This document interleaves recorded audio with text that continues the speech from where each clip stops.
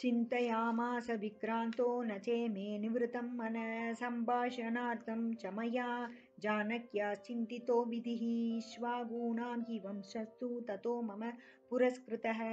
श्रुत्वा कथितां वाचं राजर्षिगणभूषितां प्रत्यभाषत मां देवी बाष्पै विहितलोचना कस्त्वं केन कदञ्चेह प्राप्तो वानरपुङ्गव काचरामेण देव्री प्रीतस्तन्मे संशितुमर्हसि तस्या सत्वचनं श्रुत्वा हयमभ्यब्रवं वचः देवी रामस्य बर्धुस्ते सहायो भीमविक्रम सुग्रीवो नाम विक्रान्तो वानरेन्द्रो महाबलः दस्य मां विद्धि भृत्यं त्वं हनुमन्तमिहागतं भर्ताराहं प्रेषितस्तुभ्यं रामेण क्लिष्टकर्मणा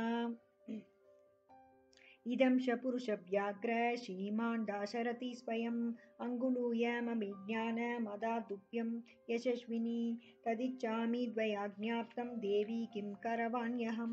रामलक्ष्मणयो पार्श्वं नयामि त्वां किमुद्धरं एतच्छ्रुत्वा विदित्वा च सीता जानकनन्दिनी आह रावणमुत्साद्य राघवो मां नयद्विधिः प्रणम्य शिरसा देवी महामार्यमनिन्दिताम्